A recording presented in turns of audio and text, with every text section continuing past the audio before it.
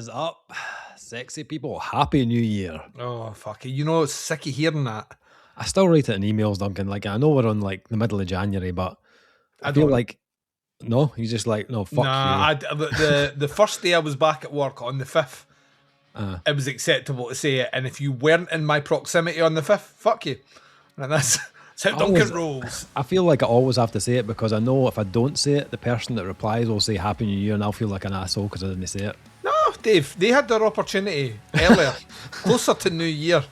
There's a certain cut-off point. It's the 14th. We're recording on the 14th of January here. That is almost halfway through the month. You should not be saying Happy New Year to any cunt, right? Well, I mean, the work colleagues, fair enough. I wouldn't bother about them. Even family and friends, if they should have already sent you a message or phoned you. That's fair. PRs and labels, though, I feel like I know keep them sweet, you know. Like, we won't get these albums to talk about. So there's method to my madness. Duncan. I mean, I don't agree with it, but as long as you're happy. Yeah. Anyway, we're back. We're fatter. We're fucking. I am so fat, by the way. I'm punishing myself to an unhealthy level with exercise at the moment to like basically be in a position that I can see my dick. That's how bad the weight was put on over Christmas. That's the worst. That's the worst overindulgent Christmas I have ever had. It was pretty bad. I'm still going. I'm like, you're still going? Yeah. I've still got like piles of chocolate and sweets and stuff that I'm thankful I don't get much of that because I don't eat it. So like I just hand it to the kids. But no, everything else that could have been indulged in, I did. Dave. Oh man, piles hardcore narcotics. Hello, what are we doing here? And my wife, who's got the same piles and piles of tubs of stuff, decides I'm gonna bake some chocolate truffles. I was like, what are you doing? Like, why are you doing this to me? An economic use of getting rid of it in bulk, Dave. However, at the risk of running 3 minutes at the intro here, on a review video which has nothing to do with Christmas or chocolate or waistlines or being able to see your penis, we got hey, you know, 2025, great year. Universally agreed. Great year. Yeah. Will 2026 live up to it? Let's fucking find out. Come on. Find out, Duncan. Bring it on. What you got from the daddy? Oh. Ease ourselves in to 2026, Duncan, with the new album from UK rock collective Blanket. The band's new album, True Blue, will be released on January 16th via Adventure Cat Records. Expanding on the lush atmospheres and emotional depth that have defined their sound, True Blue captures the band at their most vulnerable and vivid, weaving together shimmering guitars, immersive production, and deeply human storytelling. When we wrote True Blue, it felt like the whole thing finally fell into place. The vibe, the lyrics, the meaning, everything started to make sense. The track, and really the whole record, is about brighter days, a bit of nostalgia, and finding beauty in the small, quiet moments. We used samples from films like Nomadland, which felt right and it added to the atmosphere we were trying to build. At the heart of it, we were chasing something honest, a kind of raw emotion. We spent a lot of time making sure that we played and produced it matched that feeling. There are a lot of bends, unresolved progressions, moments that hold tension. We wanted to create something that doesn't give everything away too soon.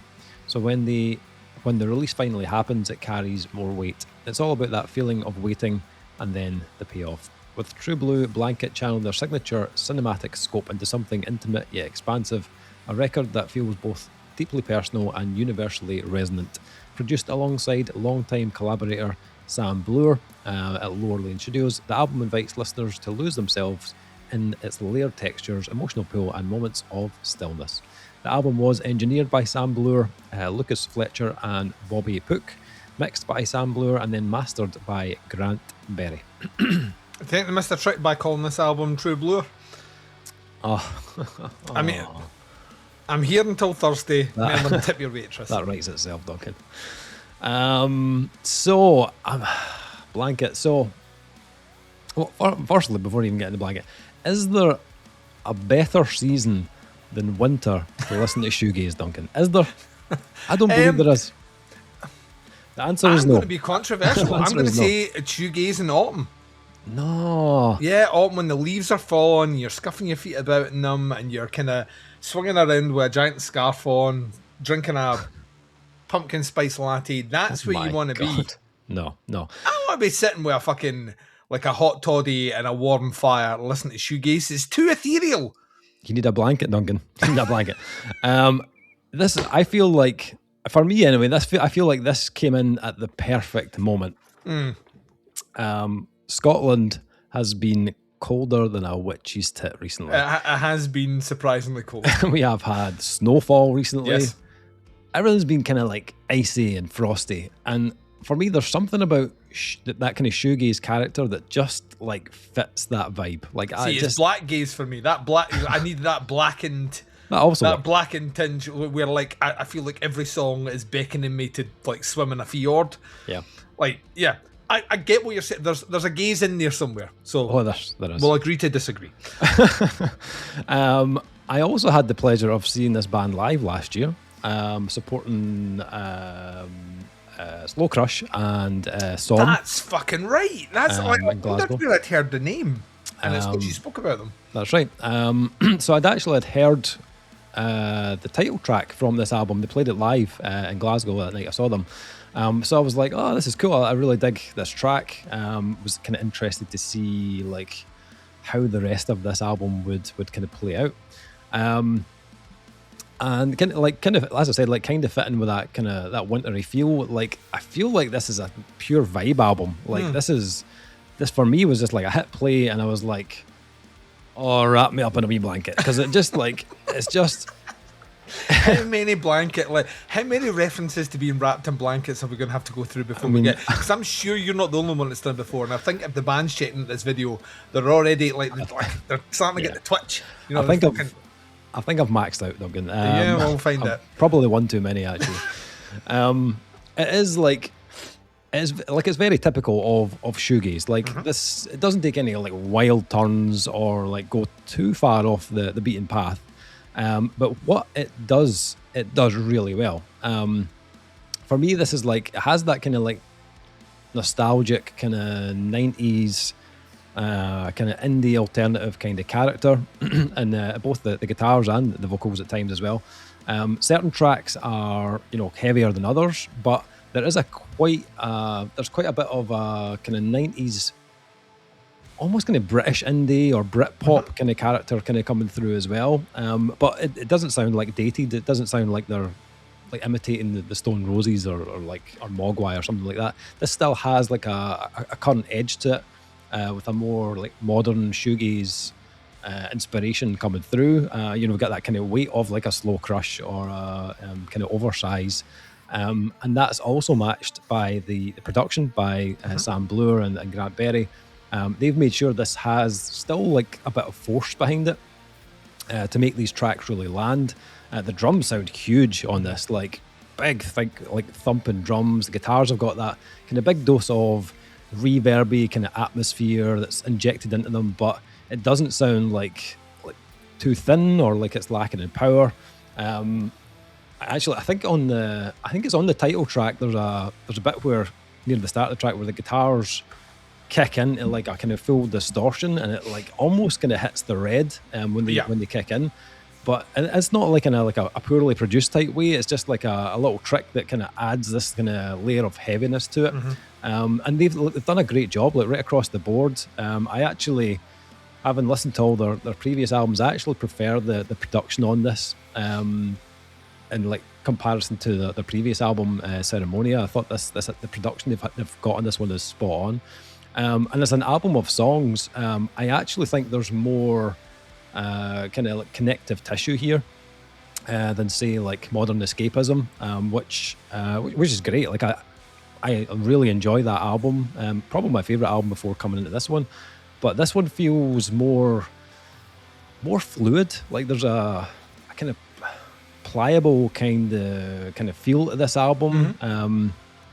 They've definitely kind of dialed back a little bit and set on certain elements of their sound, which for me totally works. I felt like on previous albums, sometimes they had like too many moving parts, and it kind of stopped me fully kind of immersing myself in it. There's definitely more emotion coming through on this as well. There's more simplicity to a lot of the guitars and the chord choices. They've and also like the vocals on this are like, the vocal performance from Bobby is just excellent. Like his voice is made for this genre. It's so like it's rich and ethereal.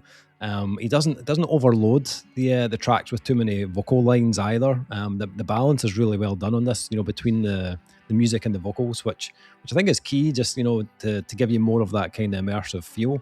But they've also cleverly added in some guest vocals from Thomas Davenport of Wayside and Lindsay Ward of Exploding Birdsong as well. So good, man. Yeah, we've spoken about Exploding Birdsong before on our podcasts, and her addition to Summer Skin is just fucking perfect. Like, just the backing vocals are kind of subtle early on in the track, but then when they later kind of step into the spotlight about halfway through, just stunning. Absolutely killed it. What a voice. She just brings like a real kind of vibrancy to that track. But again, it's not like oversaturated with vocals either, even though there's that guest on there, but just enough to kind of hook you in. And there's some like kind of harsher tones come through at the end to give the track a bit of a kind of crescendo as well. Actually, this album does have its hooks as well. For a lot of shoegaze albums, they can be quite kind of subtle. But actually, I noticed myself on like listens like 3 and 4, I was kind of starting to hum along to certain kind of melodies of the choruses on the album. Levitate is probably one of my favourites. A real kind of infectious chorus on that. There's a line on that track. It's as you bend your spine, the earth began to fade. I saw you levitate. I thought it was brilliant. I really loved that lyric on that track, and it was good that the promo that came through had the kind of lyric sheets. That was really cool. I really like reading lyrics to shoegaze stuff as I'm kind of playing it through.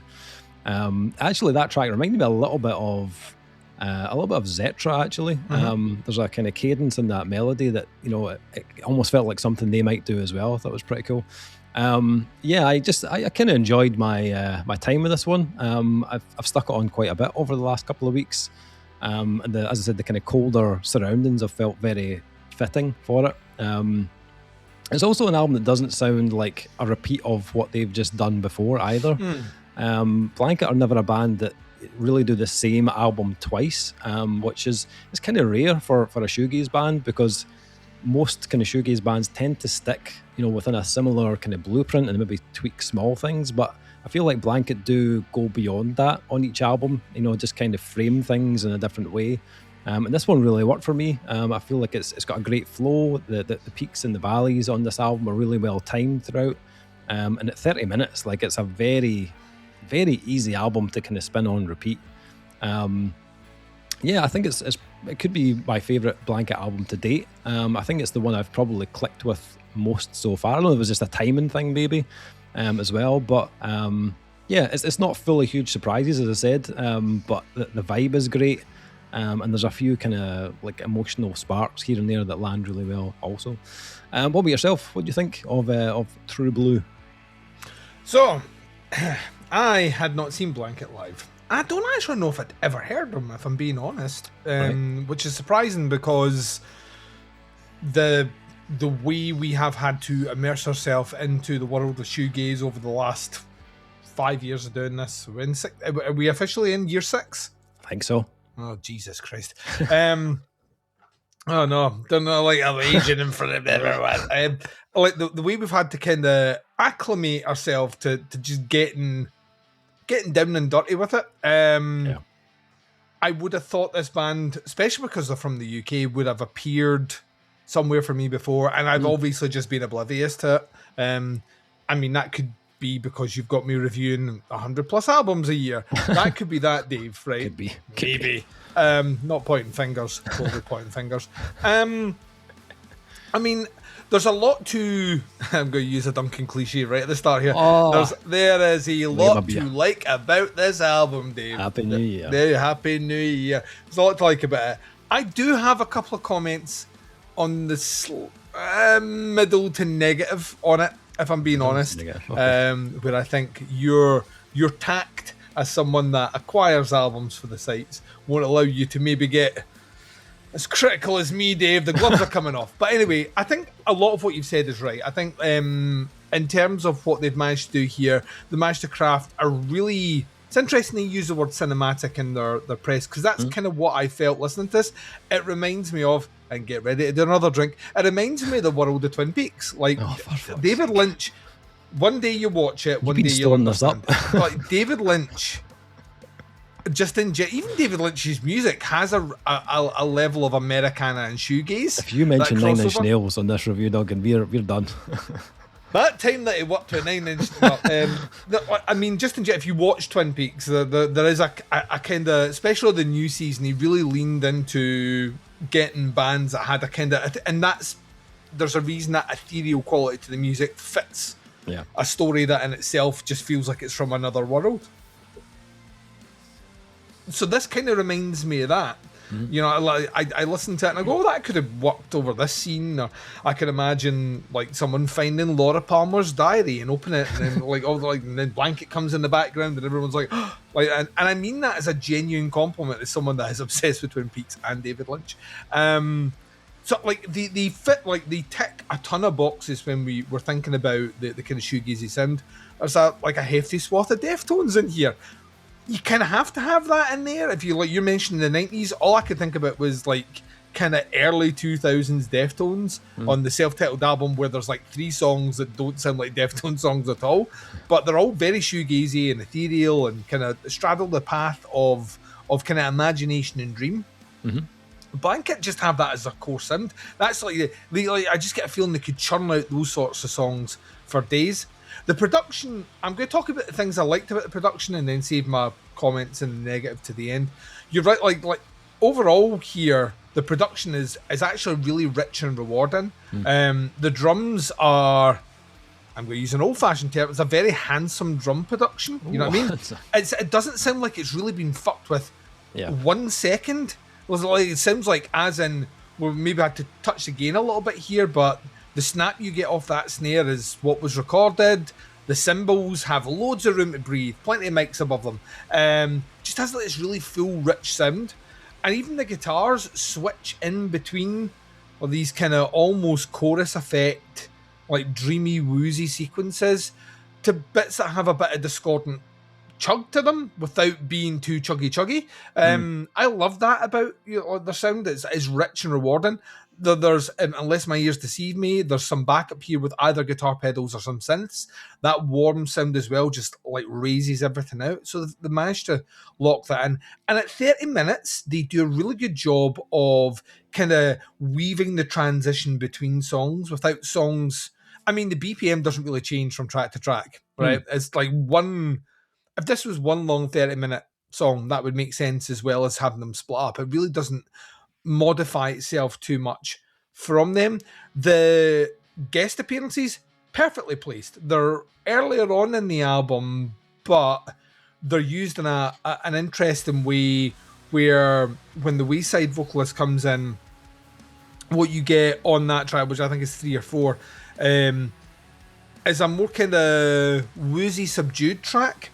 And then one in between, and then I think is Lean on You or something like that, the next track. And then you come into Summer Skin, and like you mentioned with Lindsay Ward, who like I could listen to her sing fucking anything. I think she's got an amazing voice.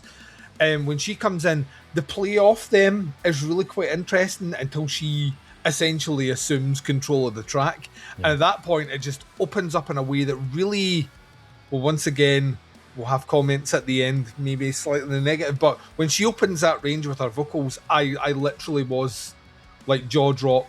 I think it's one of the highlights on the album, where she just delivers vocal lines that like feel that they soar beyond the music underneath. It really doesn't have a bad track. Yeah. It doesn't really have any tracks either that are remarkable. I know what you're saying about memorable choruses. They are, but I don't think I have a favourite song from this album, but I don't dislike any songs, if you know what I mean. They all just kind of sit quite comfortable for me. Let's swing to the negatives. I am not as fond of the vocal production as you are. I think it could be slightly turned up. Right. I think at times on certain choruses, when everything comes in, the vocals are there, but they feel like another instrument as opposed to the thing that I should be focusing on through melody. Now, sometimes that works as a technique in music, like it's like in shoegaze, particularly when your vocalist doesn't necessarily have a sound that you want the ear to gravitate to. I would argue again, I think the Blanket vocalist is fucking great. I think his melodies are actually really, really well done. But I felt at times, even with the good headphones on, I felt at times that when everything came in, the vocals just kind of sat in the middle and not in a way where when he's pushing his voice, I want the voice to lift as much as the music. And it sometimes didn't do it. It's not every track, but it does exist for me there. The other thing, we mentioned it, when Lindsay's vocals are on this, she exposes a level which obviously the band can't do, but when she exposes that, I'm like, that's what I want, an album of that, because that is something I don't, even with bands like Slow Crush, I don't have a shoegaze band with the vocalist that sounds like that. And I kind of feel like I need a shoegaze band with a vocalist that sounds like that, because I think there's a missed market there. I think there's a lot to, like I say, I've listened to a lot of shoegaze in the last couple of years, and this is definitely on the better scope for me. I've not done my due diligence like you, so I've not checked out all the back catalogue of albums, so I don't know where this sits. If you're saying this is your favourite one, I would probably opt to go with you. I think this feels like a very rich, rewarding, accomplished album. I don't necessarily think it's hugely remarkable in the world of shoegaze, and because we've listened to so much of that, even doing our end of year lists, I spent a lot of time listening to Hangman's Chair just to work at its position, and I've kind of realised they're the exception to the rule of bands that kind of use that shoegaze element, because vocally the vocals are right at the front of everything they do, and most bands don't do that, and I actually wish more bands did that. It's a really cool, they're on my radar now. I would love to check them out live, because you vouch for them live, and this is like the Mafia. If you're wrong, I get to shoot Dave. But yeah, I don't know, I wasn't maybe, on paper I should like this maybe a little bit more than I do. And like I said, a couple of one or two things here that maybe just hold it back a little bit. Plus I'm in a new year, and I always tend to be slightly critical in January, and then that gets, like, I had this come out in February, I'd be just all over it. But we're in January, so I kind of have to start mean to keep them keen. Where are you going with your score, and what are you giving it? And this was an easy 4 for me. I thoroughly enjoyed my time with it, and as in it might have been the time, I think January really worked for it, and like for me anyway, just with this kind of this vibe that we've happening just now with the kind of cold winter. So it just kind of slotted in perfectly. And yeah, I think it is one of their better releases. I do think I've enjoyed this one the most out of what they've done so far. So yeah, I'm good 4 out of 5 on this one. What about yourself?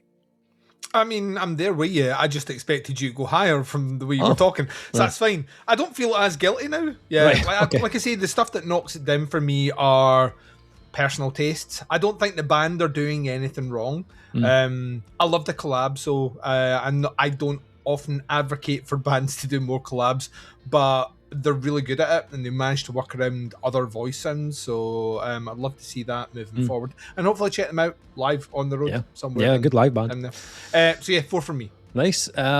True Blue by Blanket, out on January 16th on Adventure Cat Records. Links below. Check them out. See what you think. Happy to hear your thoughts and opinions on it. That is the review. Thanks for checking out. We'll be back with another review very soon, but until then, take care. Catch you on the next one. Bye, everyone.